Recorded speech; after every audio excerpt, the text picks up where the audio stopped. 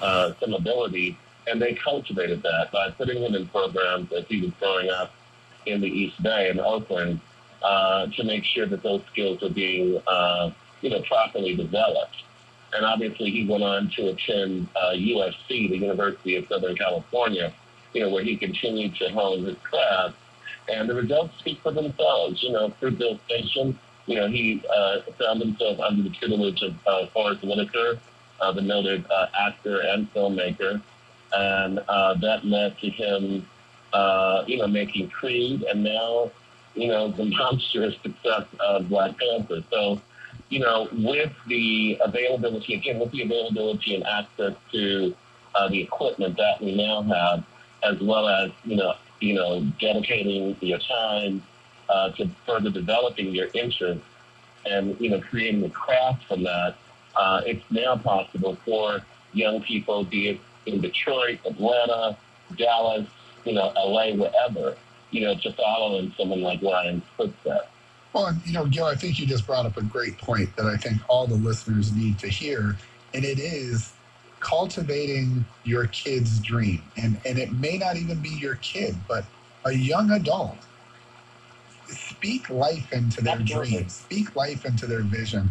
Don't tell them what they can't be. Don't tell them what they can't achieve anymore. Take the opportunity to feed some of our young adults right now and help them realize, hey, listen, maybe you're not the next LeBron James. That's okay. We can only have one LeBron James. I just said that because one of our studio professionals here gave me a shot earlier because I threw out Kobe Bryant, Michael Jordan, and she let me know during break that she is a LeBron James fan. So, but there's only one LeBron James. However, right. You can be a producer. You can be a movie star. You can be a film critic. There's so many great careers that are available to youth today. But I think, unfortunately, so many people are telling them everything they can't be, everything they can't achieve. And for so long, especially for, I'll say, African-American males, you're either going to be a sports star, a rapper, or a singer. And if it wasn't one of those two things, you better hang it up because nobody's going to know what your name was. Right. You're right. The door is now open, and it's high time that I'm glad we're having this conversation because it's so important for your listeners to know that, that it's not just being the actor. There are hundreds of careers within the entertainment space that people can become a part of and earn great money and live fabulous lives. And so, the call to action is to, find out what interests you, what excites you, the sound, the careers in sound, their careers in lighting, their careers in other aspects of filmmaking, editing, for example, writing, that people can do their thing with and grow and lead fabulous lives. Well, and be around what they love every day, right? And absolutely. Think about this.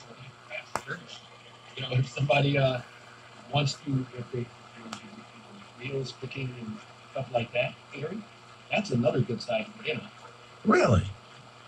Wow, I learned something new today. Wow. Yeah, even like, cooking, our hair, the hair and beauty, those are careers that people can transfer into film. There's the need for craft service, there's a need for catering. So there's an endless tool of opportunities that are available. Oh, and again, I think just telling people to continue on with what they love, what their passion is. I had the opportunity to speak to a university class a few months back, and I talked to the kids about who's here still chasing their dream. Right. Who's here pursuing a college degree that is right in line with what your dream was when you were a child. And it was pretty neat because a couple people raised their hands. One young woman said she wanted to be a waitress when she grew up. Okay. Another guy said he wanted to be a professional baseball player. And one woman raised her hand and said she wanted to be a Barbie doll. And so as I went through the three, the first woman I said, so are you pursuing anything that has to do with culinary arts or food? And she said, no. And I said, so let me guess, somewhere along the line, someone told you that being a waitress probably wasn't going to be a great career. She goes, yeah, that happened. And when we got to the man who wanted to be a baseball player, I said, hey, are you still playing baseball? Are you coaching baseball? Are you looking to get involved with sports management? And he said, no. And he said, somebody told me a long time ago the small percentage that ever become a professional baseball player. Right. And you look at somebody like the late, great Mike Ilitch, who just passed on not long ago. Right. Mike Ilitch actually at one point was going to be a professional baseball player. He was. Got injured, and then he decided, well, I'm going to own the team. Mm-hmm. And he still was able to be around that every day. And then the Barbie doll did stand up, and I looked at her and I said, let me guess. You never step out of your house without looking 100% perfect. And I said, you're actually a walking Barbie doll, aren't you? And she said, I'm living my dream every day.